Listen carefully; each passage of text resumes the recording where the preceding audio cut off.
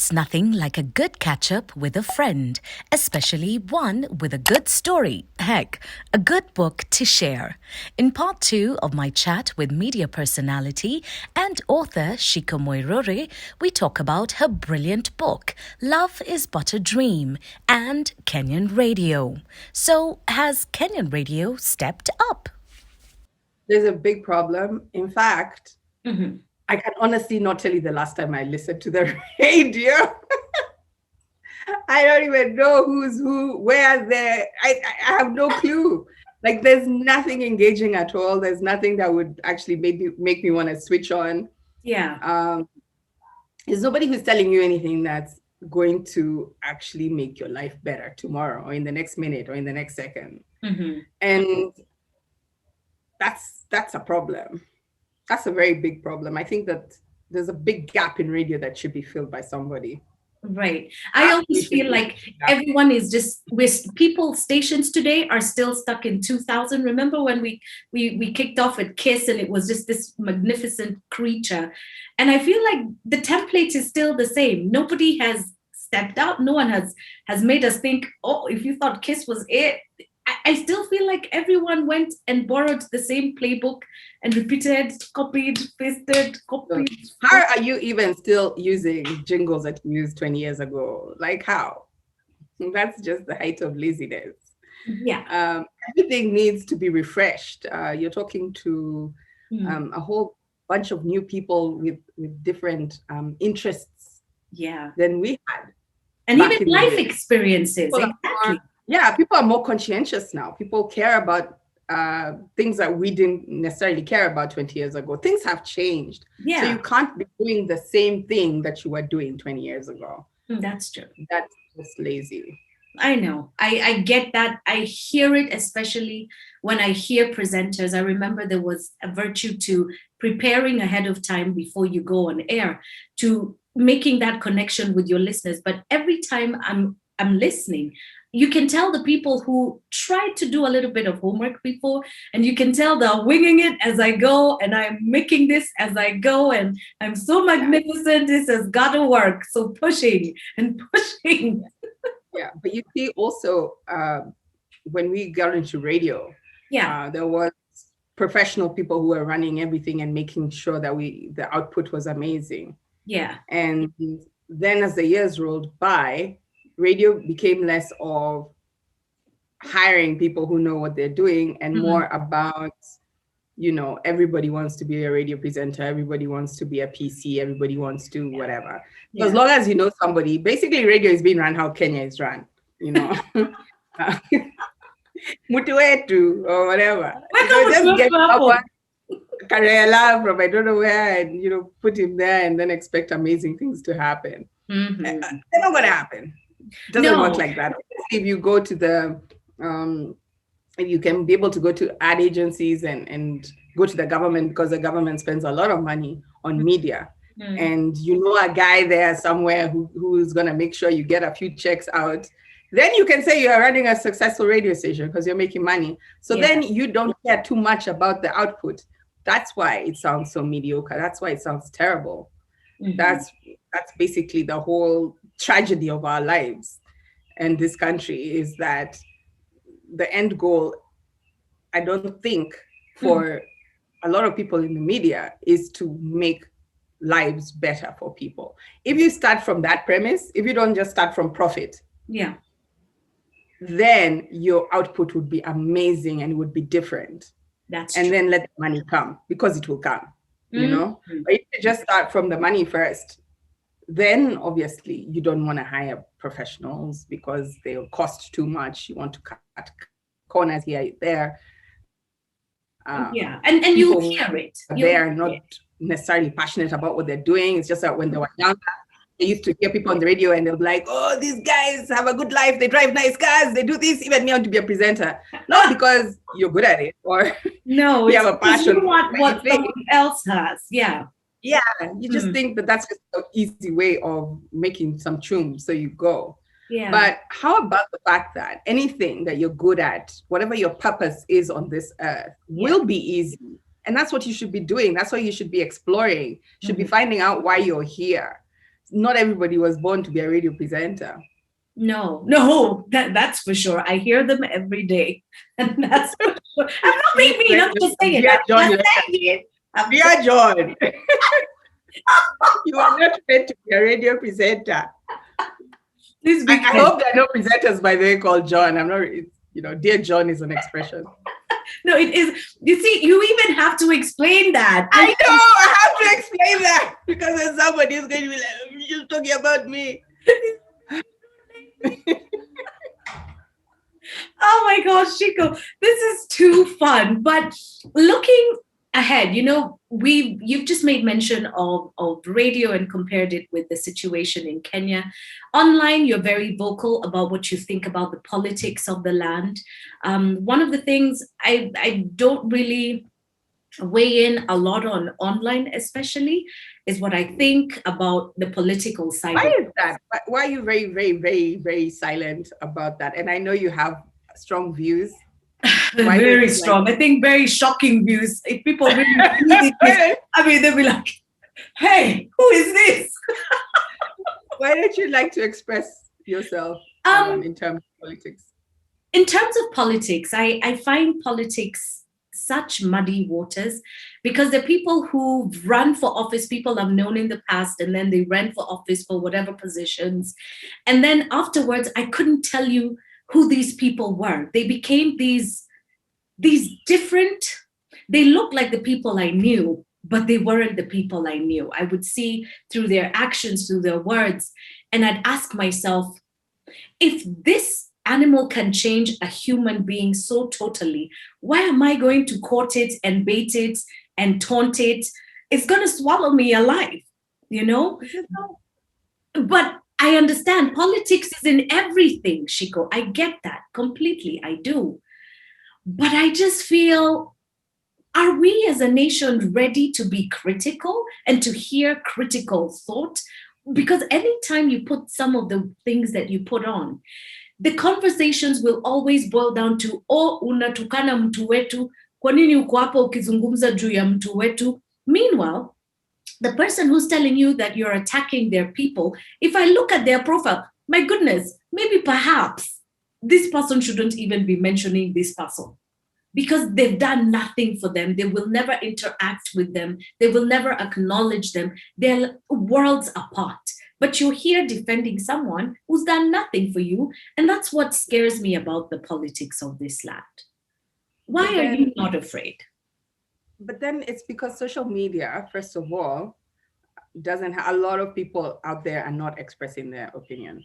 Yeah. Like you, for example. Yes. Mm-hmm. Right? Mm-hmm. A lot of people just watch and say nothing. And then you have a lot of people who have an opinion, but a lot of those people are also being paid to have an opinion. True. So we have a lot of keyboard warriors always starting hashtag for this, hashtag for that, hashtag for this. Yeah. And so for me, a lot of times when somebody will come and say something really, oh my gosh, it's a bee. Be careful. God. And we'll watch it happen and say something, and then I'll go to the. Sometimes you want to respond, then you're like, nah, first let me look at this person's profile. Then you go to the profile and you see 30 followers, and you're like, no, not today. Then you go down their timeline, then you see all their tweets are pro this guy, so it's another guy who's been paid to come and do this. These random fake profiles. So don't necessarily look at it from the perspective of the people who are there making a lot of noise, really care about any of these people. I don't think so. Social media is very, I think it's just like an ego trip for politicians. Because if you look at the figures, we only talk about 16% of the country that is on social media. The internet has very huge, maybe 90% of Kenyans are on the internet, but not on social media. Yeah. How interesting is that? So who are these 16%? And do they make a big difference to anything apart from some people feeling like, oh yeah, we're trending or whatever? So I think what is important is people like you, people doing shows like yours, because, YouTube is internet. Yeah. The internet that is being consumed by a lot of people, that's 90%. What do they go to look at if they're not on social media? Ratchet. They go to look at the ratchet stories. So you were busted over there. Yeah, maybe they're listening to my busted channel. I don't know. But the point is that for me, it's not going to be a test of how popular a guy is. Yeah. Or an opinion about anything. That would be like, this is the way our whole election cycle is going to unfold, because this guy is popular, this guy is not popular. I think what's important is the ground. And when you go and talk to people on the ground, those guys don't BS you and they tell you the truth. And I usually will not post something without knowing what people on the ground are saying. Right. Because those to me are the real people, the real heartbeat of this country, the pulse of our nation. Whether it's my house manager or it's, the cabbie who's taking you wherever he's taking you, or the kind people in the service industry who are serving you a meal or a drink. Yeah. The mama mboga you're buying something from, some veggies. They'll tell you the truth. Ask them anything and they'll tell you. And that person's opinion is more important to me than something else here on the social media pages. So if I post something, I'm posting it, I believe in what I'm saying, but I also believe that there's a whole bunch of Kenyans who might not even see my tweet or my post who believe exactly what I'm saying as well. Exactly what you're saying. You made mention about who's on social media and who's not on social media. And there's a whole generation that, for want of a better expression, is living for likes.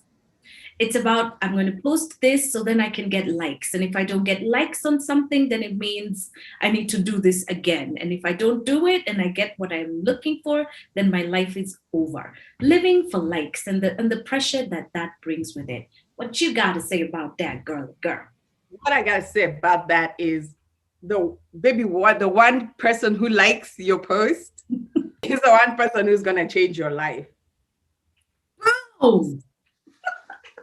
Let me say, for example, I post something and I get 100,000 likes. But it's all I've just said something that's populist. Yeah. And I know a lot of people feel that way. And so I post it and then I get 100,000 likes. Or I post something that is a little controversial. Yeah. But it's the truth and it needs to be said. And I get 10 likes. But out of those 10 likes, one person sends me an inbox and says, I like how you think. And I think we should sit down and have a conversation further. And this person is a game changer. The shit of all shits. Do you know what I mean? They're called game changers.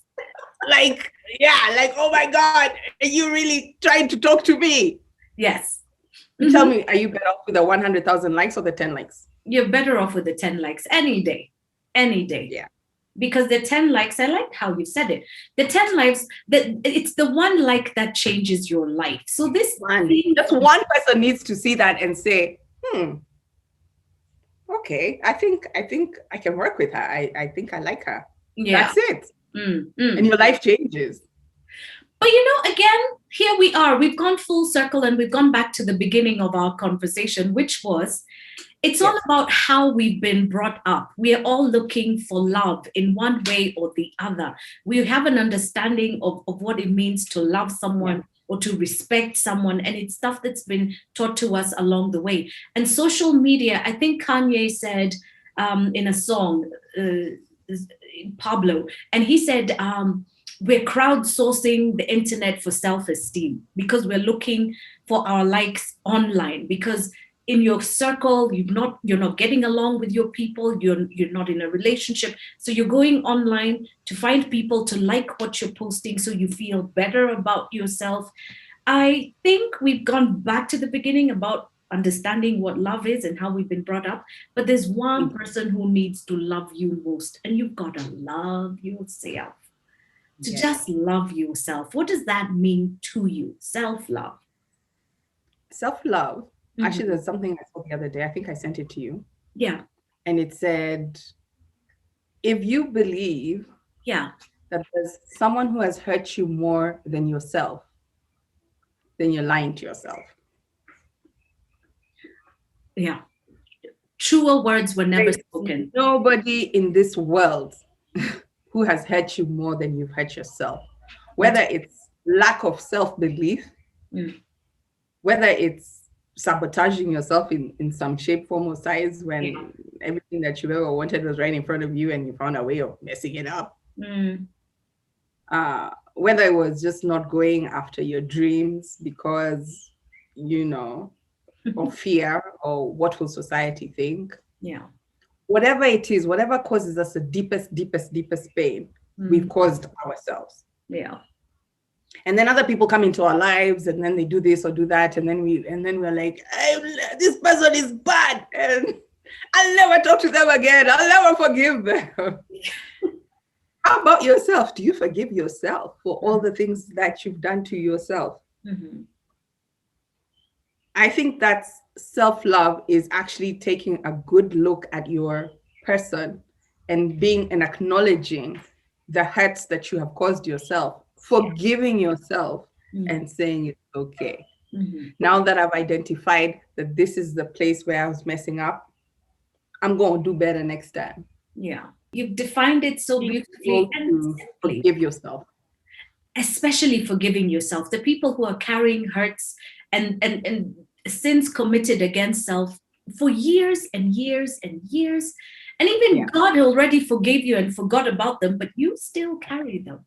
And you still... Even other people forgot. In fact, your one who reminds them. You remember that time I did this? And they're like, who? What? Are you talking about? that? Oh my gosh. So the one who's telling them things that they have no recollection about. So just forgive yourself and forget and move. Forgive yourself and move on. And that takes me, to a chapter. My goodness, to love as God loves us. There's so many chapters I would like to chambua from this book, but there are two. The two for today that I wanted to bring to you is when love drives you insane. We've talked a little bit about that one not too long ago, where I was saying I understand why people do what it is that they do. And then there was no shades of gray when it comes to character. But hold up, there's one more, because this one really made me smile. Here it is. Making a bold move, about Boaz and women. Each man is the architect of his own fate. Exactly. Especially for us as women, for us as girls, we live in a society where the man has to make the first move. Oh, toxic masculinity is if it's your woman who's doing things and running the show and But making a bold move, I don't know where we're going to put this for the whole universe to see, Ciku. First of all, this chapter actually came about because of you. Yeah, there was a time, I don't know, I was talking about, I don't know what on earth I was telling you, and you were like, so why don't you just go for it? What are you waiting for? I was like, give you that advice. He needs that, right? And you were like, child, don't you read the Bible? You did. And I actually went to read the story of Boaz and Ruth. I was like, Sheila was onto something here. So the man responsible for this chapter. No way. I think this chapter, and I'm telling you the truth, the honest truth, Chico. It made me laugh so hard because it ends with Relas whose names are out of this world. Broke ass. Yes, Relas like broke ass, lion ass, cheating ass, dumb ass, dumb no ass, Fake ass. lazy ass. Good for nothing ass. Married ass. There you go. These are Relas. Your ass. Oh my God. I cannot. She got this book. It's made me laugh. And it's just such a super book. If I had all the money in the world, I would make it into a series and sell it on Netflix. It would be the story of Ciku who goes busting these people, and you're like the detective who meets all these crazy characters. It's just wonderful. Oh my gosh. So which one is your favorite chapter other than the Relas? Can I say I have a favorite chapter, seeing as I like everything I write, clearly? Yes, it would be The Long Dark Night. Oh. Dark Night. Oh gosh. Okay, where is The Long Dark Night? I see it. Page 269. We're now chamboing. Kids, turn to page 269. Mm-hmm. Okay. So in this particular chapter, you say you think the it starts with something from Robin Williams, which is, I think the saddest people always try their hardest to make people happy because they know what it's like to feel absolutely worthless and they don't want anyone else to feel it. Yeah. Okay. And I started off with the best series in the world, Winter is Coming. Oh yes, best series in the whole universe. Where the House Stark used to describe the long nights in George R.R. Martin's Game of Thrones, grim, ominous. Now try and imagine if those creatures that come with the long night is an actual feeling that takes over your mind and body. Imagine if you can't get out of bed. Imagine if you can't function sometimes. Imagine if you're filled with unimaginable sadness. Imagine trying to explain that long night to anyone. That's what depression is, one long, cold winter. And the rest of the world is basking in the summer sun, and you are the only one freezing your ass off, figuratively. I think I like this chapter because we bask in the sun, Sheila. And we don't know what it's like not to. And there's a whole section of the population who experience this long dark night. That's their life. They wake up and getting out of bed is a problem, you know? Taking a shower is a problem. Like you have to psych yourself up. And my heart really breaks for these people. And I feel that I wanted to write this in the book just because if one person read it and thought, oh my gosh, someone gets it, I'm not alone. Yeah. Then, you know, that's all we can ever aspire to. Just like the way I was telling you, I was going after one like, the one like that matters. The one that changes everything. Yeah. Yes, that's what I was going for when I wrote that chapter. One reader that matters, the one reader that it makes a difference to their lives and changes their lives. Yeah. That's what's important. And I think depression really, really, really is a big problem for our young people. And I just wanted them to feel understood. Depression really is, it's awful. It's taken the lives of so many, not just because of the pandemic, but the numbers seem to just grow every year. There are families who've lost loved ones, especially younger generations. And I think this book belongs in every household. If you're a good Kenyan reader, this should be on your bookshelf. It should be a part of your library. It is such an amazing book done by a Kenyan woman for Kenyans going through the Kenyan experience, because that's what I love about it. You describe settings and I'm like, I know that place very well. Wow. Yes, you mean. It's just such a wonderful, wonderful book. And Ciku, I could talk to you until tomorrow. You know how it is. I know how it is with you, girl. Yeah, we could talk all night. So lots of love, Wakanda forever. Keep doing your amazing things. Keep winning. No, all we do is win. No matter what.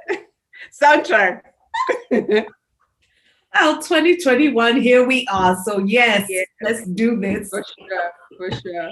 Please make sure you order a copy of your book, and it will be autographed by the amazing woman, Ciku. Thank you so much for checking out this episode. If you haven't subscribed to the channel, come on now. Come on. I know people. So know people with me. Click subscribe. Hey, well done. Hit notifications. Even better. 100% student.